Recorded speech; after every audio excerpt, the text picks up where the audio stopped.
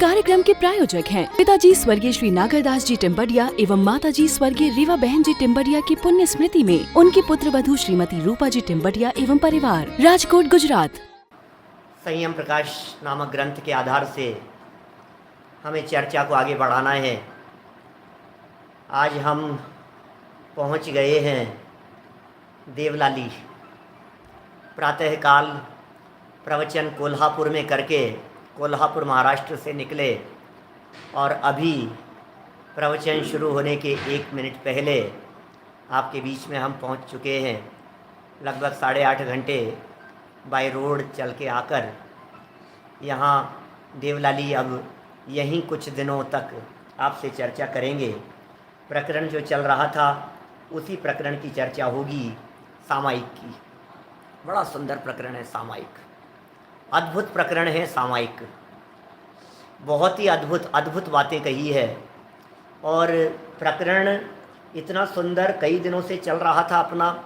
पिछले 4-5 दिन से तो हम एक ही पैराग्राफ पर रुके हुए थे और वो पैराग्राफ ये था कि सम्यक दृष्टि ज्ञानी जीव आत्मस्वरूप का चिंतन करता है, बस वही सामायिक कहलाती है। यही सच्ची सामायिक है, जहाँ आत्मस्वरूप का चिंतन होता है, जहाँ आत्मस्वरूप का विचार होता है। जब विचार और चिंतन की गहराइयों में अपना आत्मा ही दिखने लगता है तो समझ लेना चाहिए कि हाँ, अब सच्ची सामायिक हो रही है। तो इस सामायिक में कितनी बातों का चिंतन होता है?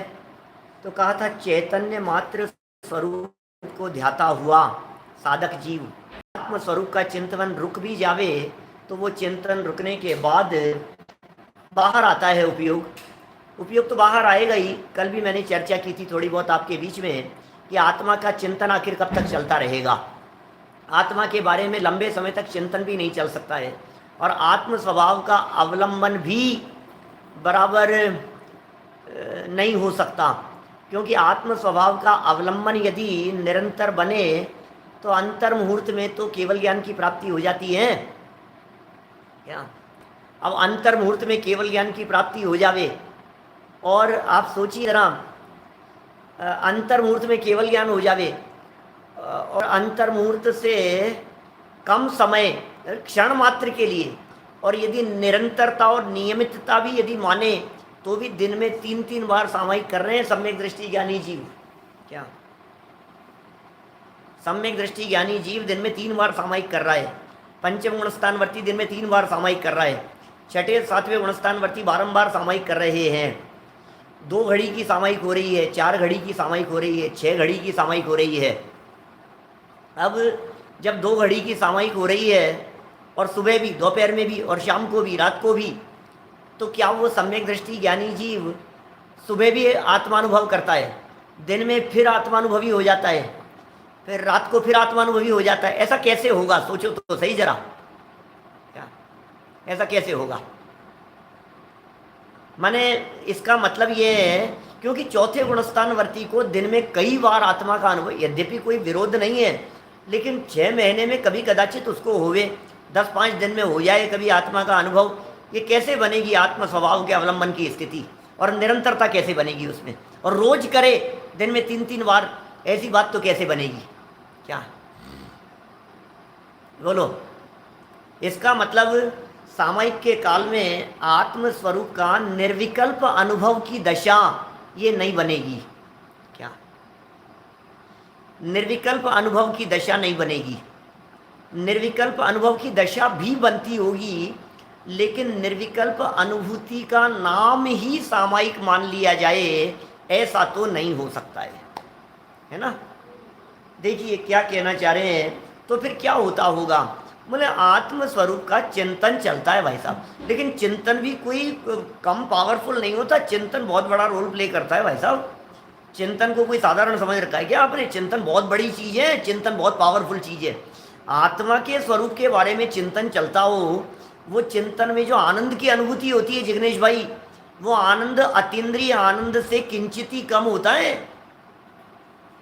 शुभ भावों की पराकाष्ठा वाला आनंद है। अरे मैं आपसे पूछता हूँ, आप सोचिए जरा, जिस चिंतन में जो आपके करोड़ों रुपए कमाए हैं आपने, समझिए आप सब संपन्न लोग हैं आप लोग, आप लोगों के पास में बहुत संपदा है और आपने बहुत पैसा कमाया है। आप जब तिजोरी में उन नोटों को देखते हो या जब आपने वो पैसा कमाया था, उस समय आपकी जो अनुभूति थी, जो जिस समय पैसा आ रहा था, वो जो आनंद था, और अब जो आनंद सिर्फ इस फीलिंग में है कि मैं करोड़पति हूँ, ये करोड़पति हूँ, ये आनंद भी कम नहीं है भाई साहब?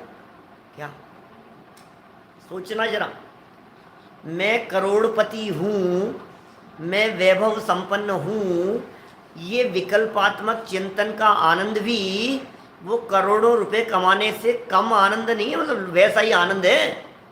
इसी तरह से अनुभव संपन्न सम्यक दृष्टि, क्या जो अनुभव संपन्न सम्यक दृष्टि जीव है, अनुभव से बाहर आ जाने के बाद विकल्पात्मक दशा में मैं अभेद अखंड त्रिकाली ध्रुव आत्मा हूँ, तो ये मैं अभेद अखंड त्रिकाली ध्रुव आत्मा हूँ, ये जो चिंतन की धारा चल रही है, इस चिंतन की धारा में भी उसी आत्म स्वरूप का रमण होता है, उसी आत्म स्वरूप की अनुभूति होती है, उसी आत्म स्वरूप की फीलिंग होती है। ये फीलिंग भी एक अलग चीज़ है कि मैं अनादि अनंत हूँ, ये कोई अलग तरह की चीज़ है भाई साहब, ये कोई अलग तरह की चीज़ है, ये बड़ी गजब की फीलिंग है। ये भी माने विकल्पात्मक दशा में जो आनंद होता है, वो आनंद बड़ा गजब का होता है। क्या माने विकल्पात्मक दशा का आनंद कोई कम आनंद नहीं है, ये विकल्पात्मक दशा का भी कोई अपूर्व ही आनंद होता है।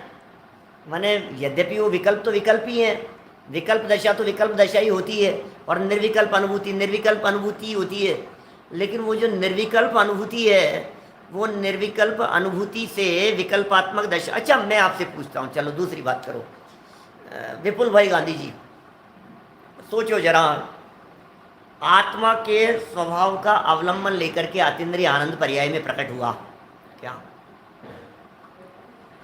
बोलो, अनुभव हुआ। अब जब वो अनुभव का वेदन करने के बाद वो सम्यक दृष्टि जीव तुरंत जब बाहर आता होगा तो क्या निकलता होगा? आनंद। दिनेश सिंघई जी साहब, वो जो अंदर से बाहर आने पर, तुरंत बाहर आने पर जो एक फीलिंग होती होगी, उस फीलिंग में या उन विकल्पों में क्या बात आती होगी? बोलो, वो कैसी फीलिंग में बात आती होगी? अद्भुत नहीं होती होगी वो बातें भी? क्या स्वरूप का आनंद है, अरे मन करता है उस स्वरूप में साधी अनंत को समा जाऊं, आह्लादकारक बातें होती होगी। विकल्पात्मक दशा में भी वही आता होगा, मन करता है उस आत्मा में ही सदा सदा को समा जाऊं, मन करता है उस चैतन्य स्वरूप से कभी निकल कर बाहर न आऊं, लेकिन बाहर आ गया। अब फिर विकल्पों की झंझट, फिर विकल्पों की उलझन, ये बातें आती होगी। कोई बात नहीं, विकल्पात्मक दशा में भी उसी की खुमारी चलती होगी, उसी की धुन चलती होगी। ऐसा लगता है मेरे को, सामायिक के काल में बैठे हुए हैं, क्षण मात्र के लिए, मान लो कई महीनों में एक बार समझ लीजिए आप, कदाचित आत्मा का अनुभव हो गया, और अनुभव होने के बाद अब उसकी खुमारी चलती रहती है। जैसे किसी खाद्य पदार्थ की, जैसे रसगुल्ले तो खैर एक कॉमन चीज़ हो गई, किसी एक ऐसी डिश की बात कीजिए जो महीनों में, सालों में कभी खाने का अवसर बने।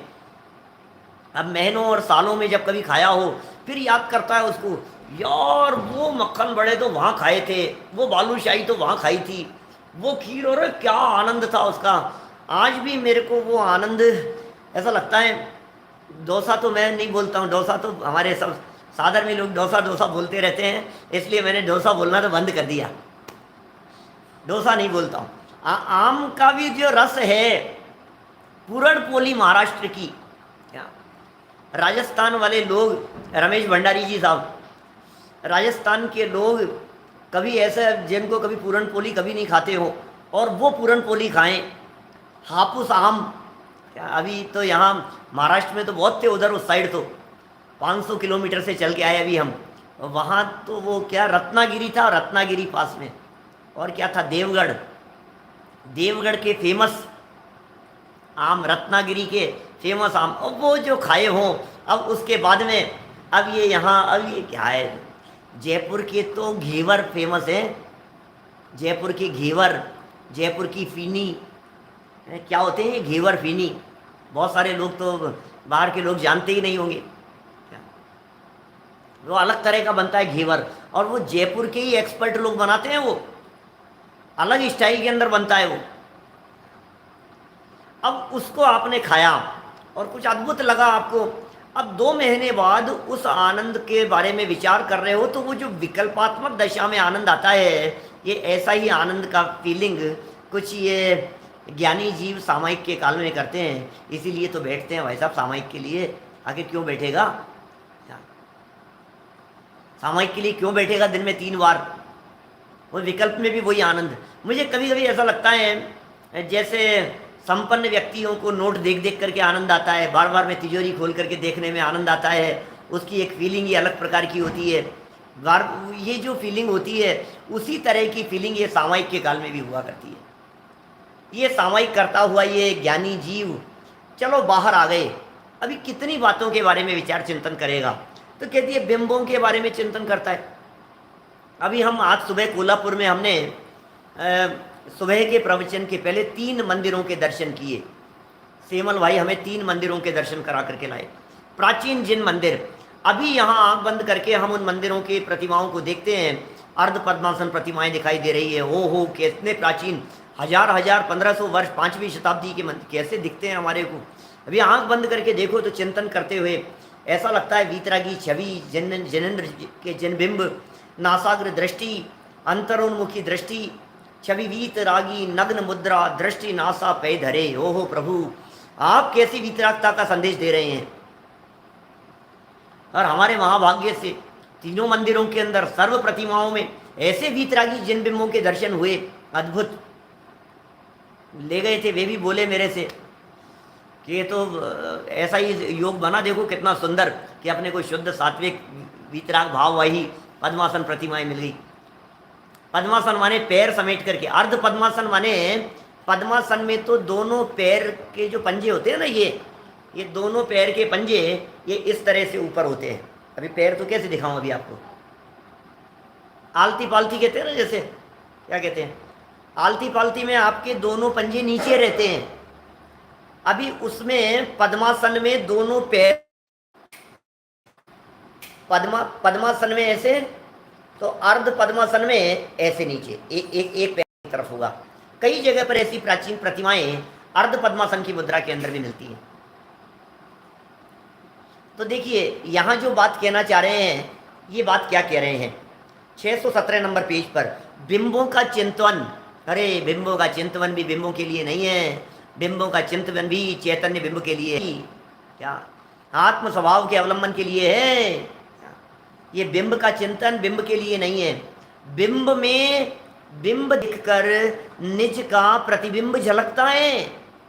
जिनेंद्र देव के बोलते हैं ना अपन, वो देव दर्शन या दर्शन कैसे करें क्यों करें, ऐसा जो प्रवचन है हमारा, लगभग सबने सुना होगा, दावे के साथ कह सकता हूँ जितने लोग वर्तमान में देख रहे हैं,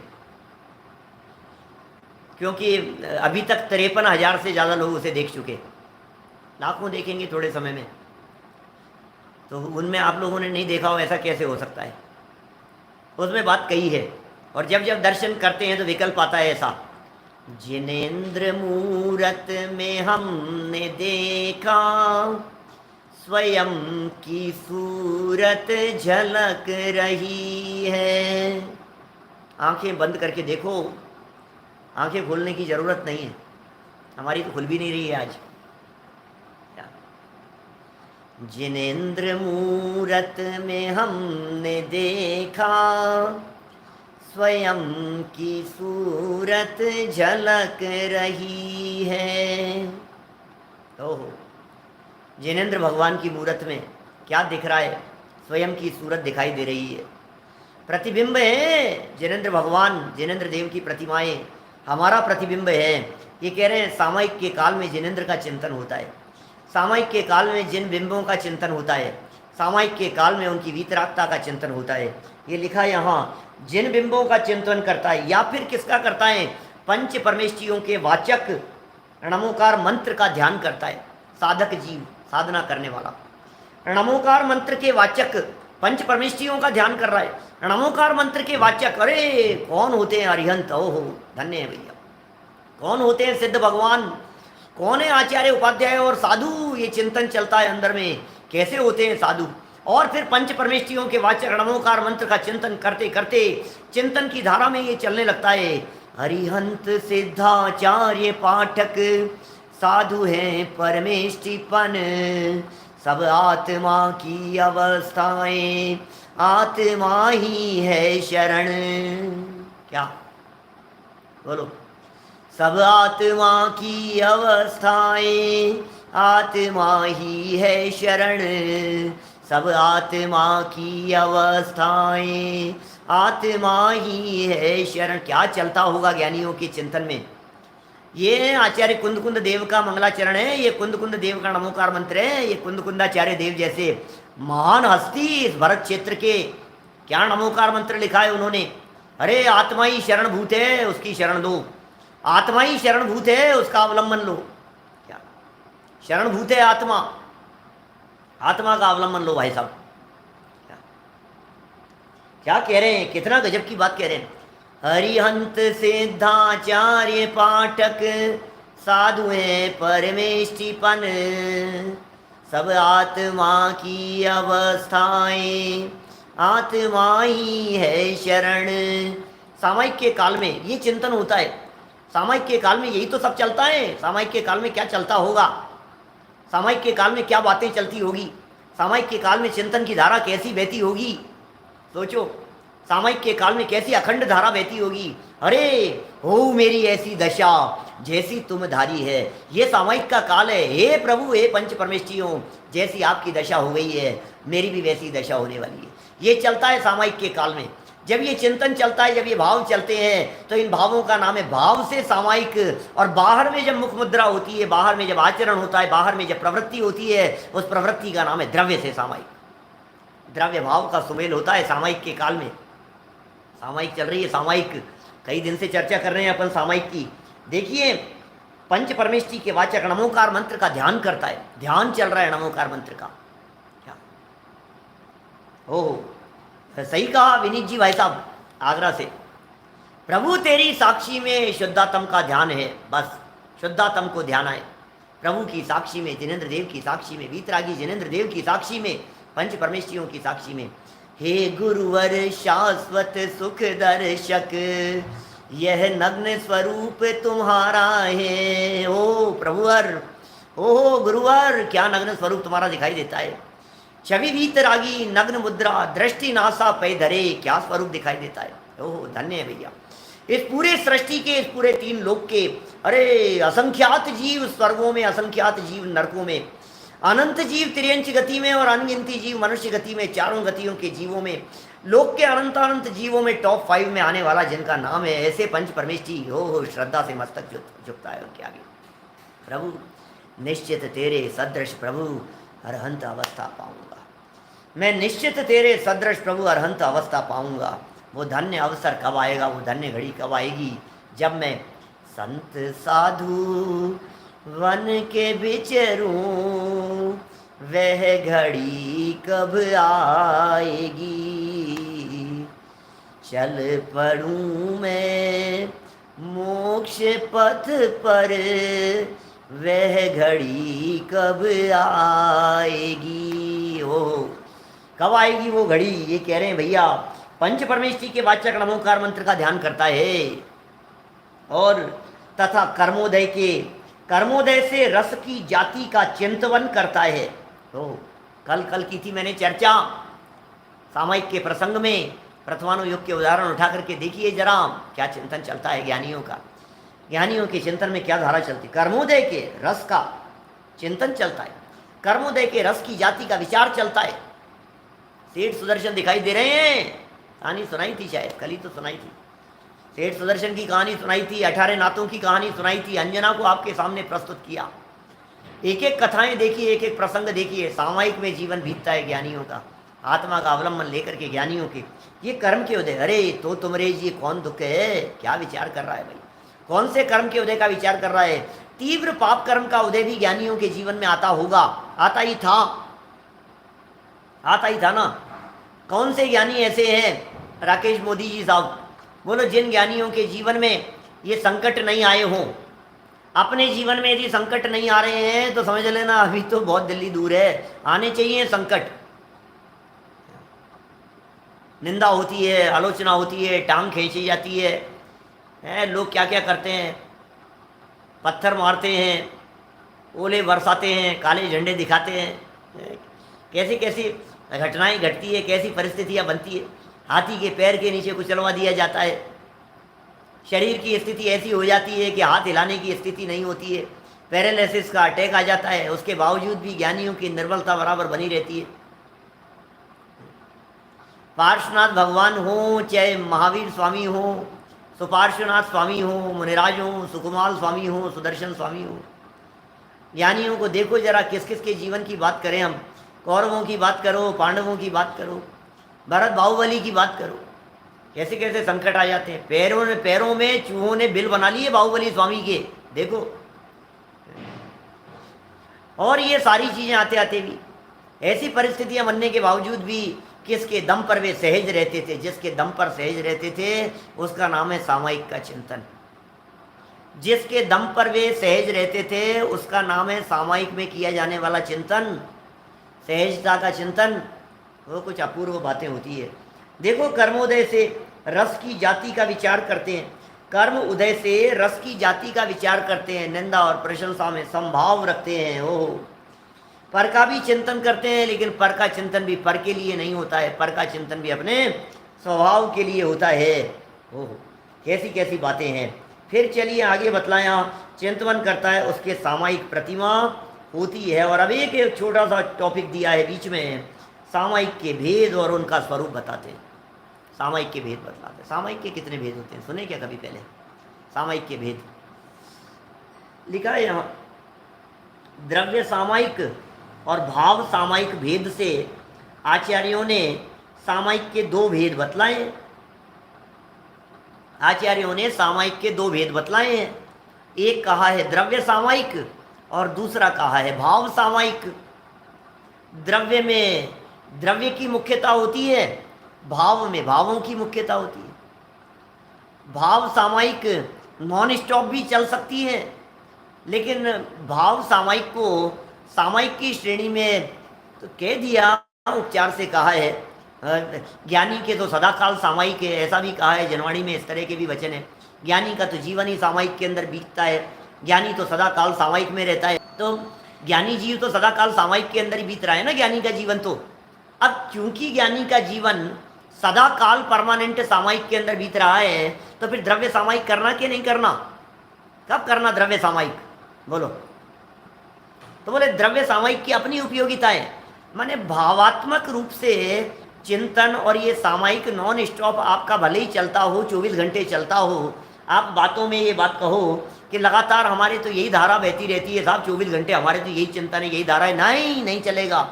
आपको बुद्धिपूर्वक समस्त बातों से विरक्त होकर के 2-2 घड़ी के लिए, 4-4 घड़ी के लिए, 6-6 घड़ी के लिए अपनी भूमिका अनुसार एकाग्र चित्त होकर के शांत चित्त से द्रव्य सामायिक करनी ही पड़ेगी। क्या समझ में आ रही है क्या? ये द्रव्य सामायिक आपको करनी ही पड़ेगी, बुद्धिपूर्वक करनी पड़ेगी, विकल्प पूर्वक करनी पड़ेगी आपको। ये सामायिक बहुत जरूरी है। इस कार्यक्रम के प्रायोजक हैं पिताजी स्वर्गीय श्री नागरदास जी टिम्बडिया एवं माताजी स्वर्गीय रीवा बहन जी टिम्बडिया की पुण्य स्मृति में उनकी पुत्र वधू श्रीमती रूपा जी टिम्बडिया एवं परिवार, राजकोट, गुजरात।